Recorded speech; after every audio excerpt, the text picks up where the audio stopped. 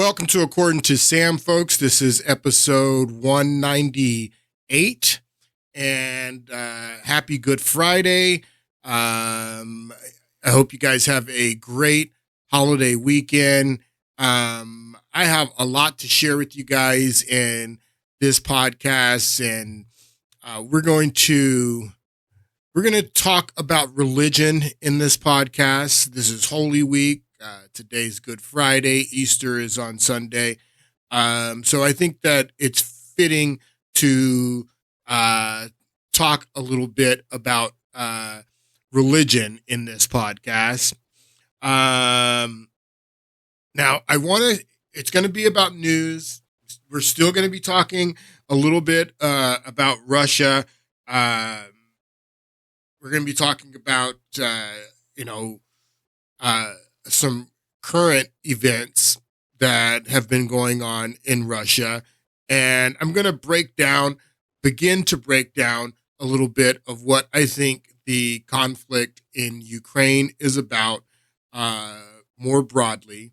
I'm probably not going to be able to get to everything that I want to share in this podcast. So we'll probably pick it up in the next podcast. And then I will be done with talking about Ukraine, talking about Russia until something else comes about, or there's some news that I have to report on it. But at the end of next week, I want to get back and into talking about the Mesopotamian history that I want to tell you about.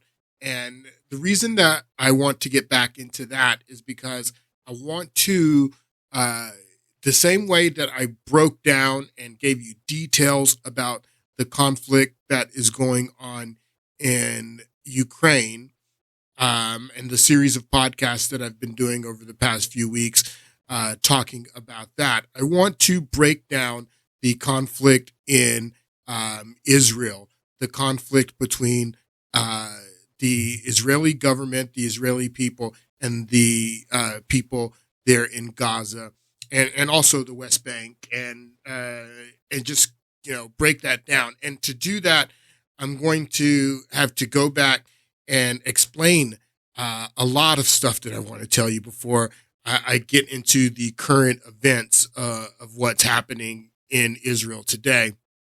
But I have to go back and explain the Mesopotamian people, because I want you to understand the world that Abraham is the father of the Jews. He's the father of the Christian religion, even Islam. They claim Abraham is the father of their religion. So Abraham, the father of many nations, he came from the Mesopotamian culture. He came from the Sumerian city and God called him out of that society and says, come to a place that I will show you. And Abraham is considered the father of faith because he believed God, and he left and he went to this place that God said that he was going to show him.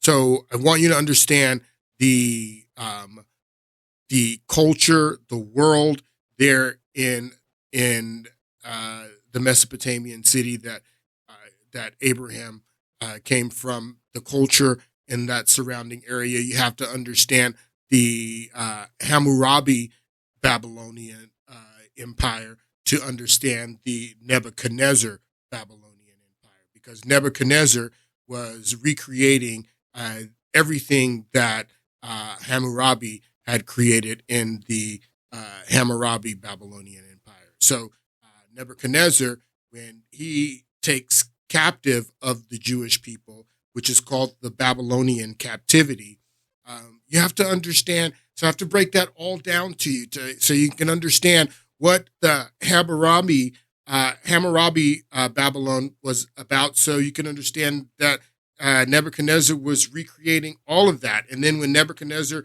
took the Jewish people captive and brought them into Babylon, in the Babylonian captivity thousands of years later. So you have to understand those Jewish people that came out of Babylon. And so I have to explain all that to you. So we're going to get back into that Mesopotamian history next week. But today we're going to start talking about a controversy that ensued this past week. And it's kind of ironic that this controversy would ensue in Holy Week, the week of Easter. But Candace Owens, if you don't know who she is a personality that worked for the Daily Wire. The Daily Wire is a news outlet. They have different opinion personalities there that are under the umbrella of Daily Wire. Candace Owens was probably one of their most popular personalities, and she was let go last week because of they accused her of being anti-Semitic, and she was a fierce critic of the war in Israel and the actions that the Israeli government were taking against the people there in Gaza. So, people who have been paying attention said that it was only a matter of time. The founder of the Daily Wire is a observant Orthodox Jew, Ben Shapiro, a very passionate advocate for the Israeli state and the state of Israel. And he was no longer making day-to-day decisions at the Daily Wire, but everyone believes that he had influence on her being fired. And this really interesting debate that ensued. I don't really care about her getting fired or any of that internal politics at the Daily Wire. Candace Owens is probably going to go independent and do very, very well. But I care about this debate that ensued around Christ is King. And if you haven't heard about this was a huge debate that was mostly taking place on the Twitter X platform, where people were saying that using the phrase or saying that Jesus Christ is King is anti-Semitic, that it's offensive. I have a clip here I want to play about that, and then we'll talk about it here in a moment. But some other things, what's going on right now, and they're accusing her of anti-Semitism over, I am much more skeptical of this whole Christ is King phrase. So she tweeted, we're coming up on Easter, Christ is King, something like that. And now a lot of people affiliated with the Daily Wire, Jeremy Boring, Andrew Klavan, who, Andrew Klavan is a very smart religious scholar, was formerly Jewish, converted to Christianity, saying that he calls that an anti-Semitic dog whistle. I'm seeing a lot of people... That's from someone who was formerly Jewish and converted to Christianity. Right. Isn't the whole break about deciding that Christ is the Son of God and that therefore... Absolutely. You believe in Christianity? Absolutely. If you don't believe that Jesus Christ is a king, then you're not Christian. Jesus Christ spoke more about his kingdom than anything. Over and over again, it was my kingdom this, my kingdom that. So I thought that this was a very interesting controversy that ensued. This is a tweet from Jeremy Boring, who is the CEO of the Daily Wire, the guy who is making day-to-day decisions. And he tweets out, "How is saying Christ is King anti-Semitic? The same way anything becomes anti-Semitic when it is used for the purpose of expressing anti-Semitism." What? How can saying Christ is King be used, to express anti-Semitism? Jesus Christ himself was a Semite. He was a Semite. He was Jewish. This is that. See, that's the problem, though. That's the problem. That's the problem. Muslims don't necessarily believe that Jesus Christ is king, but they're not coming out and saying that it's anti-Muslim to say that Jesus Christ is king. Buddhists don't believe that Jesus Christ is king, but they're not coming out and saying, well, it's anti-Buddhist for you to say that Christ is king. But why is it anti-Semitic? Why is it anti-Jewish? And Jesus is a Jew. Not only a Jew, a descendant of King David, a descendant of Judah. And he spoke over and over again about his kingdom. See, it's like the what's his name? C.S. Lewis, the saying that he came up with, that either Jesus Christ he's a liar, or he's a lunatic, or he's king. Like he said, because he made reference to his kingdom over and over again. His kingdom, it's my kingdom. He says, my kingdom is not of this world. So it's his kingdom. If it's his kingdom, then he is a king. I'm not saying everyone has to believe that. You don't have to believe that, Jeremy boring. But if Christians believe that, then, not only if Christians believe that, you can't be a Christian and not believe that. I'll go as far as saying that. So saying it as a fact, I don't understand how it can be anti-Semitism. But anti-Semitism is like racism. It's one of those terms that are thrown around and are used, and it's overused, and it's to the point where it doesn't have any meaning at all. I was showing you last week when we were talking about, or on Monday when we were talking about George Soros, and I was explaining, how George Soros, as a child, was his father gave him to a German or a Hungarian Christian protectorate who swore that George Soros was his adoptive son, and George Soros basically went around with the Nazis, confiscating the property of Jews, and was explaining how he also was working with Nazis in Ukraine. And George Soros is just a really bad person. I haven't even scratched the surface of what he's involved in here in the United States, pushing public policies and social policies that are detrimental to our nation through his open society group here in the United States. So it's civil society in Ukraine, it's open society here. But I showed you how the ADL said that if you believe in conspiracy theories about George Soros, this is anti-Semitism. And it's just anti-Semitism. Again, it's like racism. That racism has been overused. It's been played out, and that's the way anti-Semitism is. This is a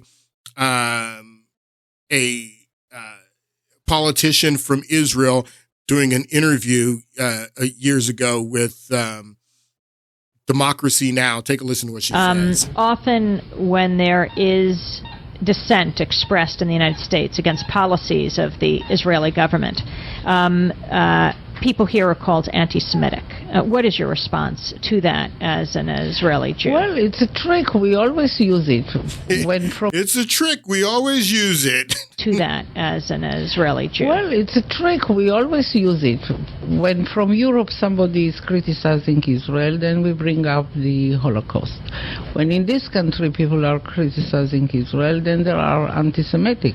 And the organization is strong and has a lot of money, and the ties between Israel and the American Jewish establishment are very strong, and they are strong in this country. As you know, They have power, which it's okay. They are talented people and they have power, money, and media and other things.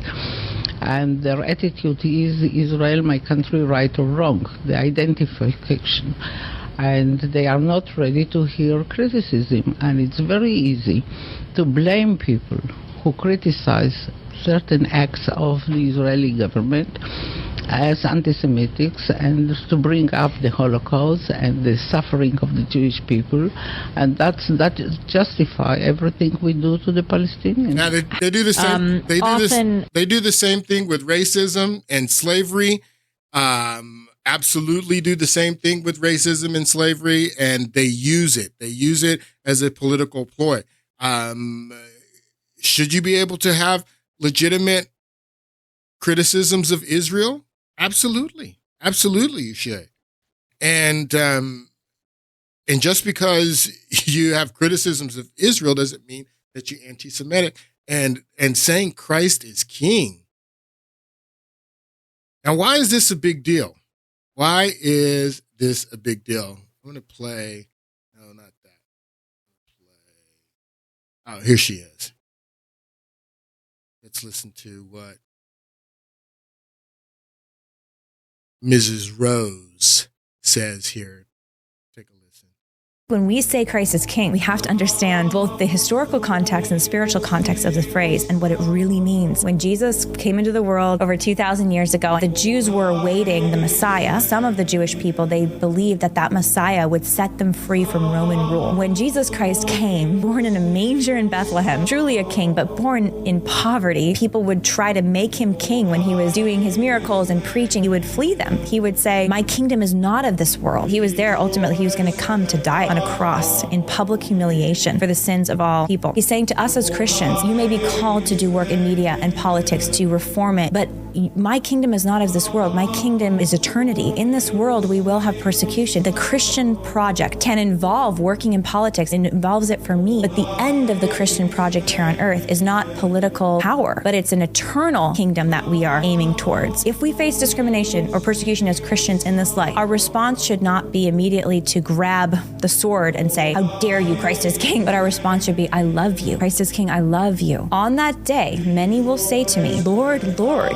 did we not prophesy in your name, cast out demons in your name? Did we not tweet Christ is king in your name?" And then I will declare to them, "I never knew you. Depart from me, you evildoers." If our heart— So I can't tell you how big of a controversy this was on the X platform this week, but I want to focus on this part that she says here in the beginning. There it is right there. When Jesus came into the world over 2,000 years ago, the Jews were awaiting the Messiah. The Jews were awaiting a Messiah. The Jews were awaiting a Messiah. This is an artist out of New York, Crown Heights, Matisyahu. You may know who he is. Reggae singer. He's an Orthodox Hasidic Jew. And this is one of his songs, which is really interesting. It's called King Without a Crown. And I want you to take a little bit, listen to, and I'm not going to play a lot because I don't want to get a strike for playing music, but I want you to listen to a little bit of his lyrics and a very important part of this song. Is a critically acclaimed reggae singer whose current CD is entitled Live at Stubbs. Please welcome Matisyahu.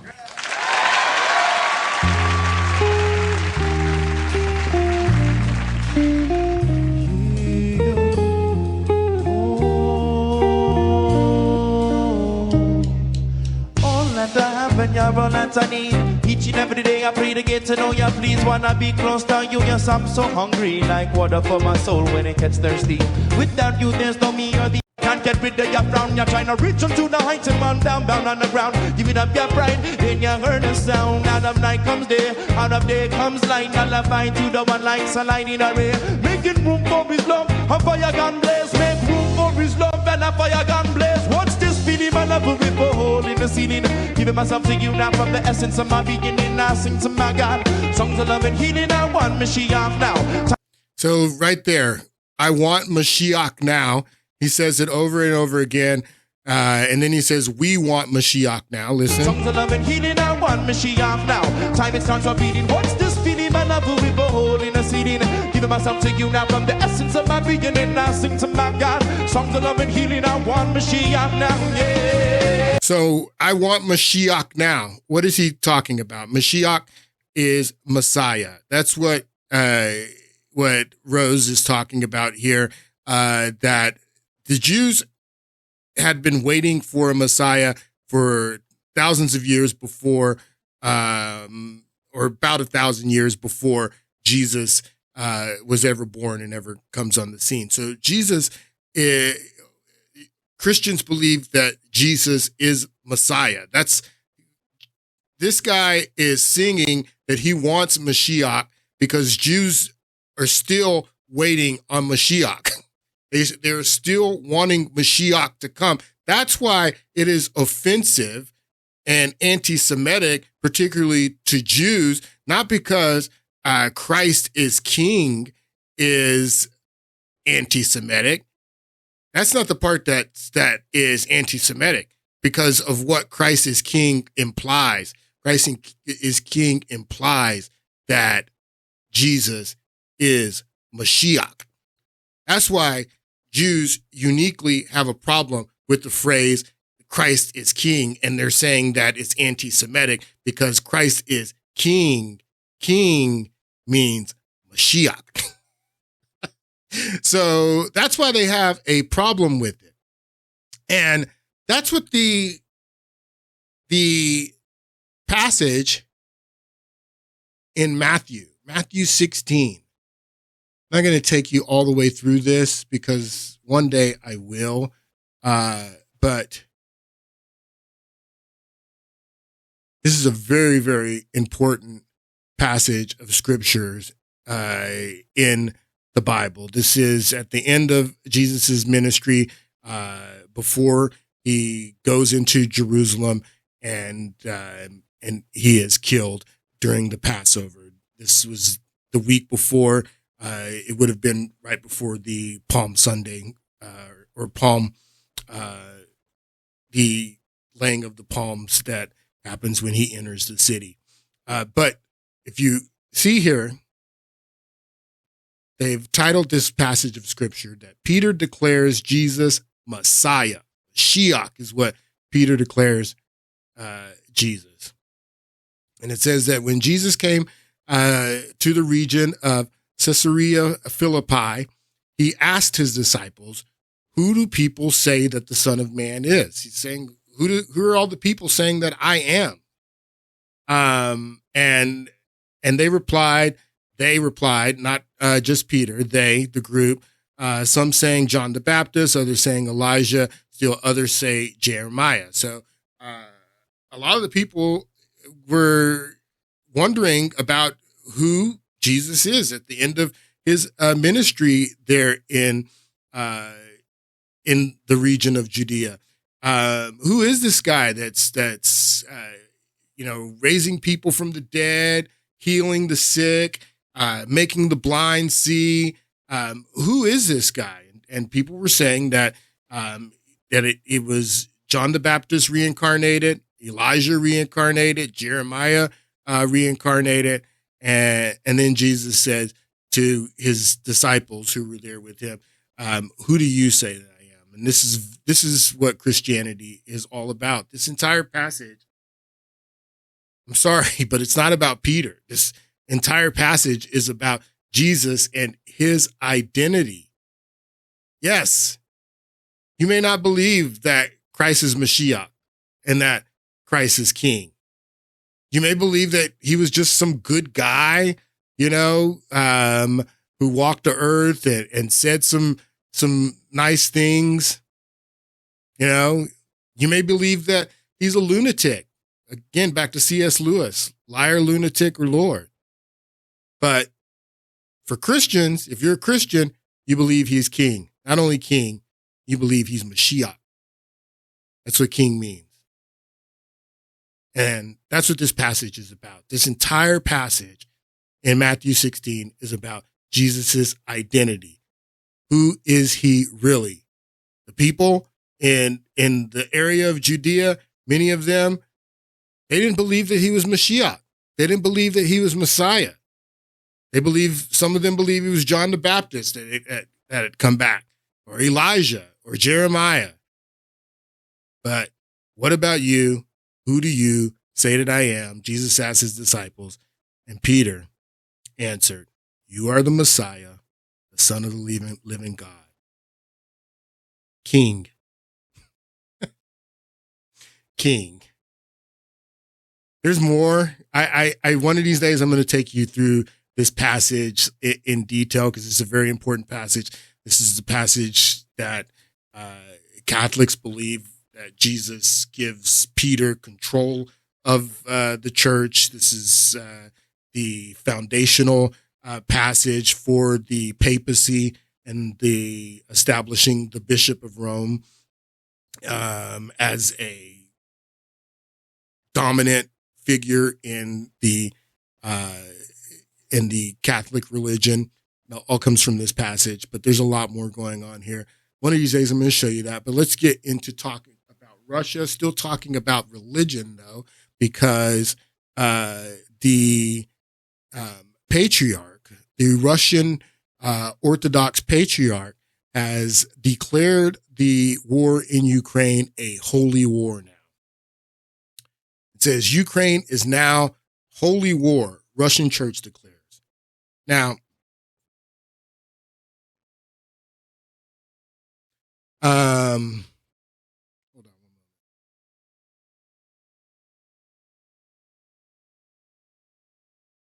This is what I really believe that the war in Ukraine is about. This is it's a culture war. It's a war of society, different societies, and that's the way that it's being viewed in Russia now. It's being viewed as a holy war, and some of the language that is being used in Russia is painting this in very stark contrast between good and evil. And guess what? They see us as the evil people. We're the ones who are evil. And this is what I think it's all about. The people that are running this country and that are that pushed Russia into this war, and that's what I wanted you to focus on in the last podcast, is how they made the war in Ukraine inevitable, because they pushed Russia. They used the Russian-speaking people as bait, and they used the Nazis to attack these Russian-speaking people, where Putin would have to come and protect these people, is what they did. But what people need to understand is that Russia has a lot in common with us. And I think that the people that are running this country, that's the thing that they don't want us to understand, is how much we have in common with the Russia that has gone back to the Christian Orthodox Church. Now, Russia was communist for a period of time. If you look at the 1,000 years of history of Russia, for the majority of that time, Russia embraced Christianity and was a Christian nation. But for a small fraction of time in Russian history, starting in the early part of the 20th century, ending in the later part of the 20th century, so the communism didn't even last in Russia for 100 years. You have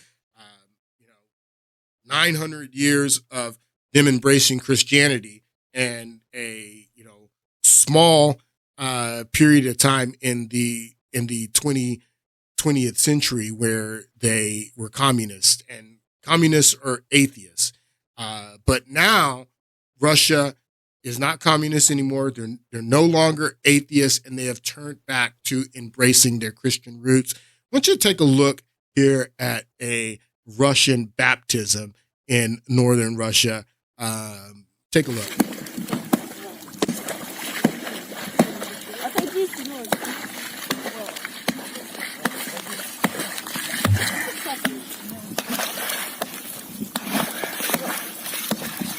I mean, these people are serious about their Christianity.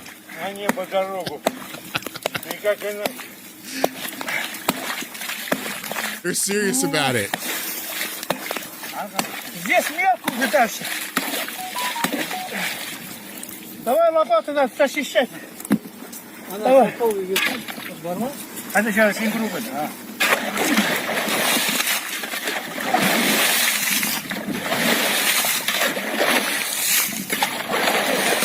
And just wow.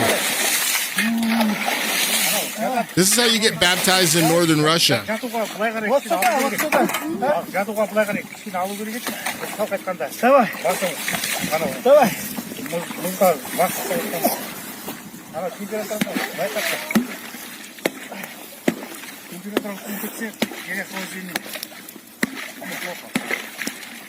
Could you imagine?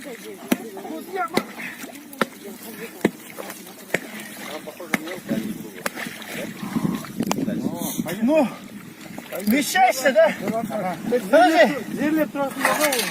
Все, его-то я похороню.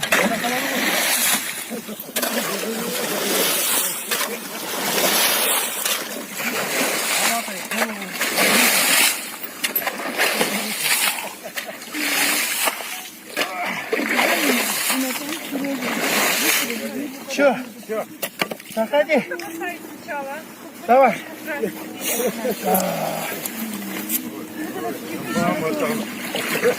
Мама, ты куда ты полез? Отойди от берега.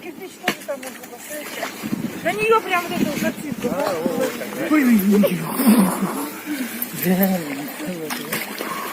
Поем. От греха я спасен, Божий мир воздарен, сердцем верую я в Иисуса.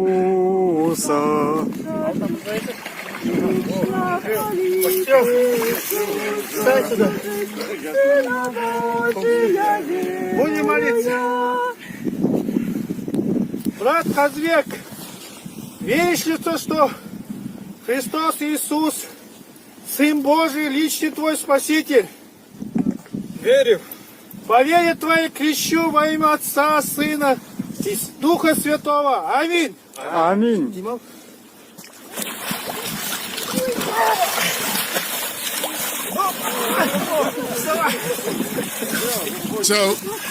So Russia is turning back to their Christian roots. They're no longer communists, is what I've been telling you.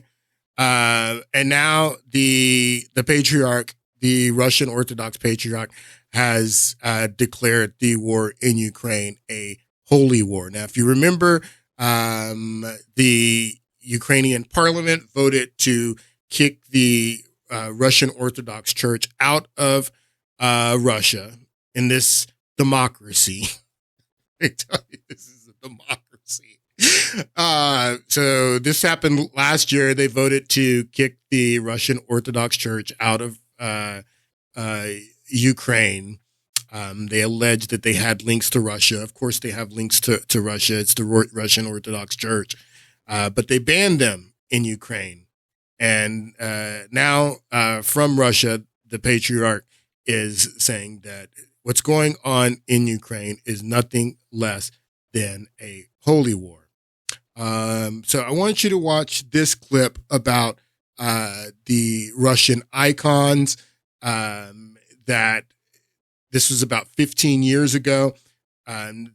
They discovered all of these Russian religious artifacts, paintings, iconography, and things like that that were in the that were part of private collections, and they brought all of these works together. Take a listen to this clip. Icons dating back to the 14th century brought together from private collections across Russia. It's very beautiful. It gives you goose pimples. It's a remarkable exhibition. It's an exhibition which feeds the senses. Everything is so grey outside at the moment, and here suddenly it's a feast for the eyes. and it's a feast that marks 100 years since religious icons started to be recognised as works of art. Before then, they were mainly viewed as religious objects, often left blackened over the centuries by the passage of time and added layers of paint. When we learned how to remove the dark layers, we discovered underneath an overwhelming beauty, to such an extent that it shocked André Matisse, who was in Moscow at the time. He said, "It's here that artists should come to learn to paint, not to Italy." But today, only a small number of these masterpieces remain. Most were destroyed during the Soviet era. So listen, only a small number of them remain. Why? Because the communists were atheists. Listen, people, Karl Marx said that religion is the opiate of the masses. Communists were vehemently against all forms of religion, not only Christianity, but particularly Christianity, because Russia and the Tsars were Christian. When you overthrow the Tsar, then you overthrow the Tsar's religion. And that's what happened during the Russian Revolution. And they destroyed everything that was Christian. That's what they say here, that only a few of these icons and paintings remain because they were all destroyed by the atheist, communist Russians when they took over the country in the early 20th century. Remain. Most were destroyed during the Soviet era. These icons are the survivors. If museums hadn't saved them, they wouldn't exist today. There are 50,000 icons in Russian museums. Before, there were millions. But now... So, here, let's listen to this last part. This part of Russian heritage is up for debate. Are the icons best held by museums, or should they be returned to the country's churches? So that was this was 15 years ago. That was a huge part of the debate when these icons were restored. Should they stay in the museums or should they go back to the churches? That was a huge debate over the last 15 years. Well, just a few weeks ago, Vladimir Putin decided where these icons go. Take a listen. As the Ukraine-Russia war drags on, Russian President Vladimir Putin has decided to move one of Russia's holiest icons from a museum to a Moscow cathedral. This arises a debate around Putin's growing reliance on the church. More on this in our next report. Emphasizing on the importance of the holy icon, Putin ordered Andrei Rublev's Trinity be transferred to the Russian Orthodox Church from Moscow's Tretyakov Gallery for a year. The relocation of Russia. This is only one piece. I believe that that the majority of the pieces are still in museums, but this is a significant move for him to transfer this piece to the church, and it's very well that he may transfer others to the church. The relocation of Russia's most well-known icon highlights how closely the war has intertwined politics and religion. Trinity is a 15th century artwork which is all set to take its place in the Cathedral of Christ the Saviour. The icon depicts the oak of Mamre, where the three angels visited Abraham in the book of Genesis. All right, so as they say in that clip, that Putin, ever since this war started, he has been talking about this war in very religious, good versus evil, spiritual,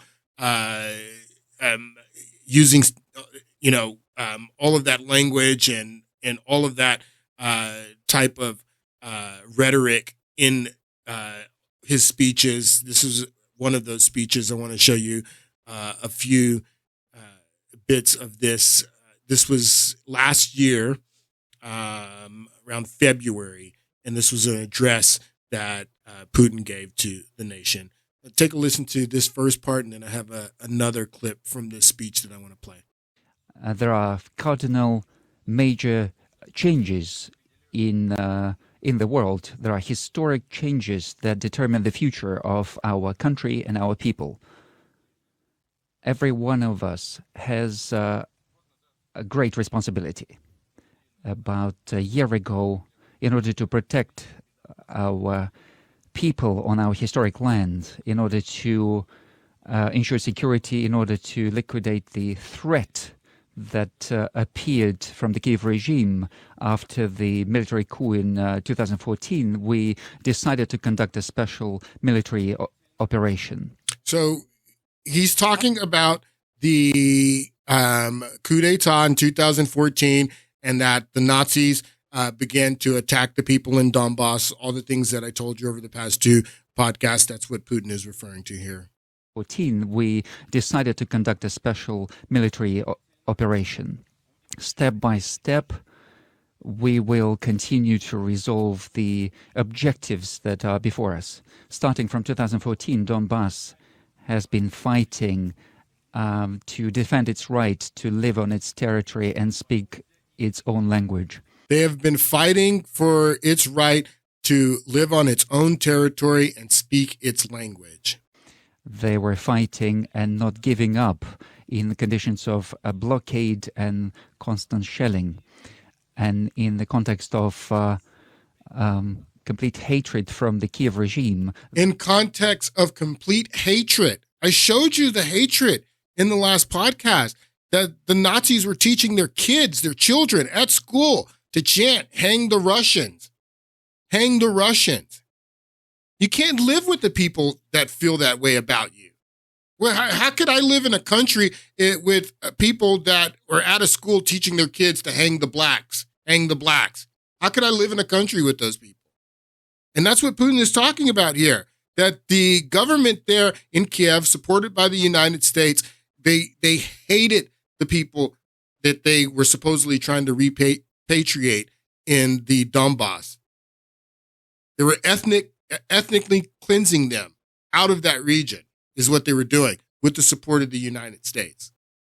In the context of complete hatred from the Kiev regime, they waited and they believed that Russia would come to their help. You know this very well, that we did everything possible, indeed everything possible, in order to resolve this problem in a peaceful way. So what is he talking about there? He's talking about the Minsk agreements, that we did everything possible. That's what I was telling you in the last two podcasts. Russia did everything possible to resolve this in a peaceful way. That they did not want to go to war. They tried to prevent war at every step. And that's what the Minsk agreements were about. And he says it right here. And I showed you that Angela Merkel even admitted it, that the Minsk agreements were just a ruse to allow the new Ukrainian government time to build up their forces. You know this very well, that we did everything possible, indeed everything possible, in order to resolve this problem in a peaceful way. We were patient in our negotiations to come out of this horrible conflict. However, behind our backs, a completely different scenario was being prepared. Behind our backs, a completely different scenario was being prepared. This goes back to, again, Angela Merkel, that she says that the Minsk agreements were an absolute ruse and that they were preparing for war. They wanted the war. They wanted the war. They wanted the war. Russia did everything that they could do to prevent the war, and they continue to push and continue to persecute this war on the Russian-speaking people that were just innocent people that wanted some dignity, that had declared their independence because they couldn't get dignity from the government there in Kiev, a government that hated them, a government that taught their kids to chant, "Hang the Russians." And they pushed Russia and they forced the war. That is what Putin is talking Behind about our here. backs, a completely different scenario was being prepared. The assurances from the Western leaders to ensure peace in Donbass turned out to be a lie. They were just dragging time, and they were trying to close their eyes to the political killings and repressions of the Kiev regime and abuse of religion and terrorist acts in Donbass. Abuse of religion. Abuse of religion. What is he talking about there? Check out the Buddhist guy here. I don't know what religion this guy is, but that Russia's, I mean, yes, they're embracing their Christianity, but I want you to see what Putin says here. This was in his speech that he gave just 2 weeks ago, and he won re-election. This was his victory speech, but I want you to pay attention to something he says here. Take a listen. In trying to suppress us. We, on the opposite, feel like one united family. I just spoke to the patriarch, and we spoke about the fact that in a single state, which is the result of our work, but in a multi-ethnic state, in a state where there are lots of religions. Listen, so he's saying that that I just finished speaking with the patriarch of the Russian Orthodox Church, and we just what he's saying is that we agreed that Russia is a multi-ethnic a country with many religions, not just Christianity. You can be Muslim and be a Russian. You can be another religion and be a Russian. He's basically saying that we are a multi-ethnic and multi-religious nation. Listen to what he says. One united family. I just spoke to the patriarch, and we spoke about the fact that in a single state, which is the result of our work, but in a multi-ethnic state, in a state where there are lots of religions, irrespective of what religion people belong to, everyone feels like one single Russian family. This is extremely important. This is a very important condition for us moving forward. So what is he talking about there? He's talking about Russian nationalism. That's what he's saying. He's saying that it doesn't matter what your ethnicity is. It doesn't matter what your religion is, that we're all Russians, that our Russian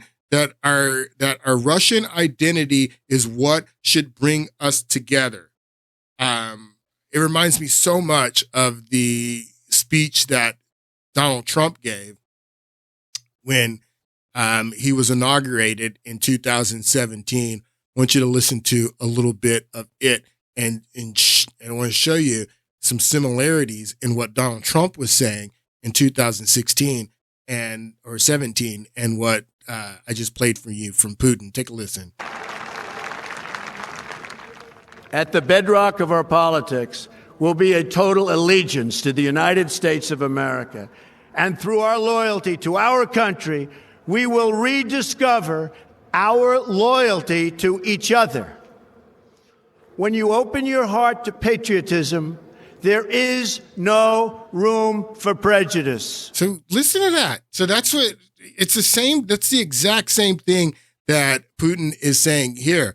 He's saying it doesn't matter if we are a multi-ethnic, multi-religious country, that's fine. The thing that should bring us together, like in the United States, the thing that should bring us together, doesn't matter if we're white, black, Hispanic, Asian, that we should all identify with ourselves as Americans. I was thinking about this term, white Christian nationalists, and we talked about that in the podcast a couple of weeks ago. We talked about Christian nationalism, and I was thinking about it, and I was like, the people that are criticizing, particularly Trump supporters, people who support Trump or Republicans as white Christian nationalists or Christian nationalists, they don't have a problem with the word white. I mean, many of them are white. And they don't have a problem with the word Christian either. They're fine with using the word Christian, and as long as it helps them reach their political goal. That's not the problem. The problem is the word nationalist.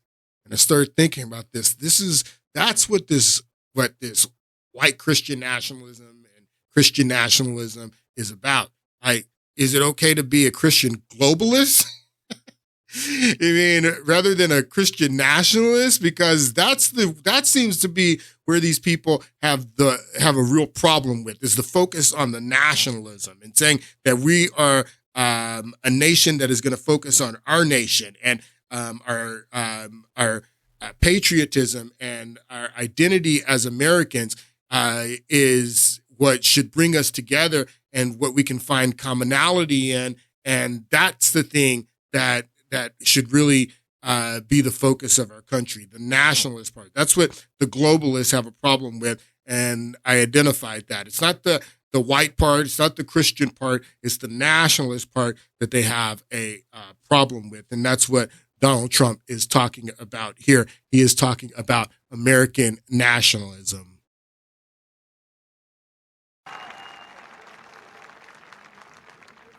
At the bedrock of our politics will be a total allegiance to the United States of America. And through our loyalty to our country, we will rediscover our loyalty to each other. When you open your heart to patriotism, there is no room for prejudice. So, again, that's what Putin is talking about here when he's saying that we're a country, multi-ethnic country, many religions, but the thing that draws us together is that we're all Russian, and that should be the thing that unites us, is our Russian identity. Irrespective of what religion people belong to, everyone feels like one single Russian family. This is extremely important. This is a very important condition for us moving forward. And our grandiose plans that we have, that I voiced in my address to the government, all of these objectives will be achieved. All of this will be achieved, and we will do everything possible for it. Wow. All right. So I want to play a little bit more of, so that's what the reason I played that is because I wanted you to see that they are multi-religion. You have this guy, this Buddhist here. I don't know what this guy's religion is, but then you also have the patriarch there in the front row. Take a listen to this clip. They also have to take into account that it is impossible to defeat Russia on the battlefield. So they increase their information attacks, and of course, they are targeting our young generation. So what is he saying here? He's saying that that instead of fighting on the battlefield, that the West is launching a propaganda war, and they are using propaganda to target our youth, is what he's saying. So they increase their information attacks, and of course, they are targeting our young generation. And of course, they keep lying here. They are twisting historic facts.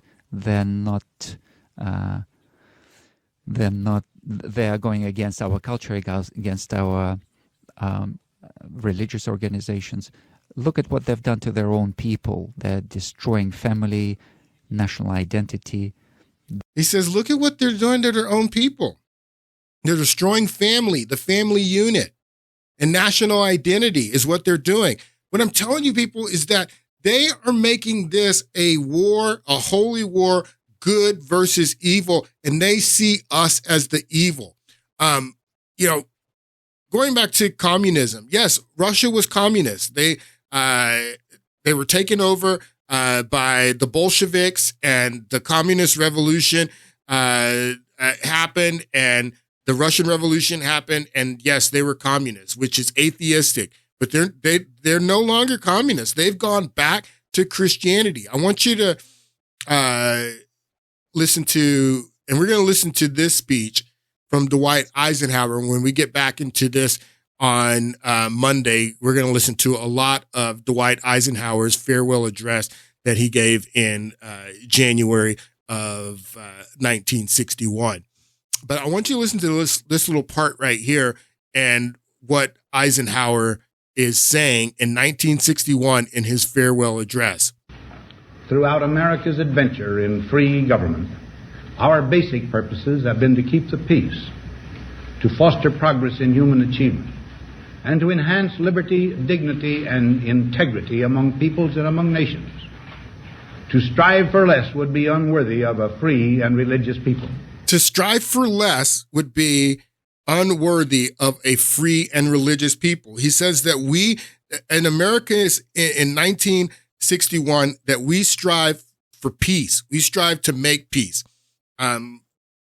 Next week, when we get into this speech, we're going to get deep into it because this speech is very, very important. It's going to help us understand what's going on right now in Ukraine. But he says that we strive for peace, and anything less would be unworthy of a free and religious people. He makes reference to us being in Dwight Eisenhower in 1961 when he gives this speech. He makes reference to us, the United States, being a religious people over and over again, and how the conflict that we were engaged in against communism was a religious and spiritual war. He says that. That's what Eisenhower says, that this is a spiritual war, good versus evil. The United States was good because it was a religious people. And we were fighting against the communists who were atheists, is what Eisenhower says here. Take a listen. To strive for less would be unworthy of a free.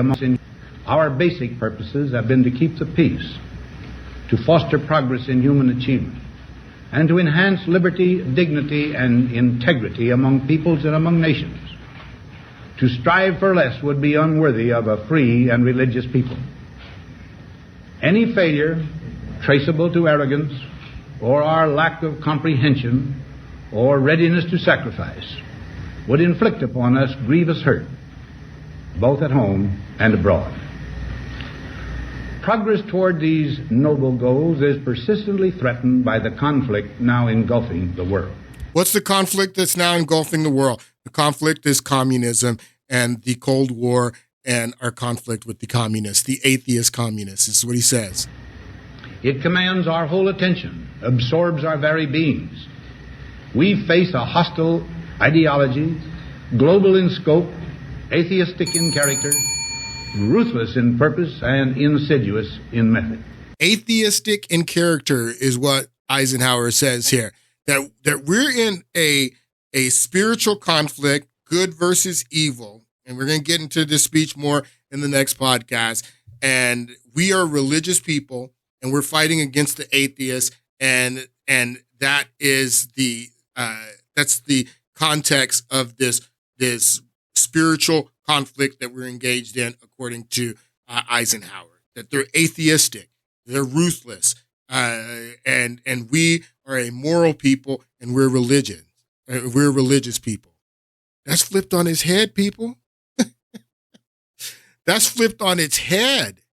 That's what Putin is saying here. That we no longer, the United States, are no longer a religious people. That we're a atheistic, ruthless people, and they're the religious people now, and it's flipped on its head. This is still a spiritual war, but Putin says, look at what they've done to the family unit. Look at what they've done to their own people. They're no longer a religious people. Religious organizations, look at what they've done to their own people. They're destroying family, national identity. They are abusing their children. Even pedophilia is announced as a normal thing in the West. And they're recognizing same-sex marriages. That's fine. That they're adults. They've got the right to live their life. And we're very tolerant about this in Russia. Nobody is trying to enter private lives of people, and we're not going to do this. However, we need to tell them, but look at the scriptures. Look at the scriptures. Any religion in the world, everything is said in there. He says, look at the scriptures. This is what he says. He says They're private lives of people. They're embracing same-sex marriage and gender ideology and all that stuff. Look at the scriptures, is what Putin says. Going to do this. However, we need to tell them, but look at the scriptures of any religion in the world. Everything is said in there. And one of the things is that family is a union of a man and a woman. Look at the scriptures. The scriptures say that family is a union between a man and a woman. But even the sacred texts are subjected to doubt. And Anglican Church is planning to consider the idea of a gender-neutral God. What can you say here? He says that look at the scriptures. He said, but now the scriptures are being doubted in the West. They doubt the scriptures, and the Anglican Church is now presenting a gender-neutral God. What's going on here is what Putin is saying. So just the other day, in the context of this holy war, Russia adds LGBT movement to list of extremist and terrorist organizations. That's what he says here, that we're going to protect children. Got the right to live their life. And we always were very tolerant about this in Russia. Nobody is trying to enter private lives of people. And when he says if you want to be gay in the closet and be gay behind closed doors, that's fine. That's what he's saying. That's basically what he's saying. But we're not going to open up our society to the madness of the gender ideology, the same-sex marriage. He says, no, we're not going to do that. Look at the scriptures. That's what Putin says. They are going against our culture, against our religious organizations. Look at what they've done to their own people. They're destroying family, national identity. They are abusing their children. Even pedophilia is announced as a normal thing in the West. And they're recognizing same-sex marriages. That's fine. That they're adults. They've got the right to live their life. And we always were very tolerant about this in Russia. Nobody is trying to enter private lives of people, and we're not going to do this. However, we need to tell them, but look at the scriptures of any religion in the world. Everything is said in there. And one of the things is that family is a union of a man and a woman. That's the patriarch right there.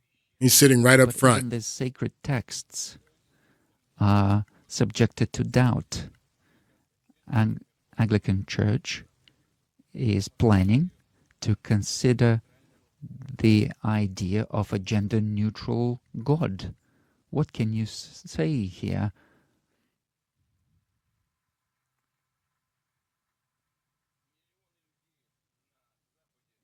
Millions of people in the West understand that they are being led to spiritual destruction. Spiritual destruction. Elites are going crazy.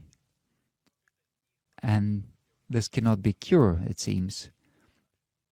But our duty is to protect our children. And we will do this. We will protect our children from degradation. Our duty is to protect our children, and we will protect our children from degradation, is what Putin says. So we're going to get back into this in the next podcast.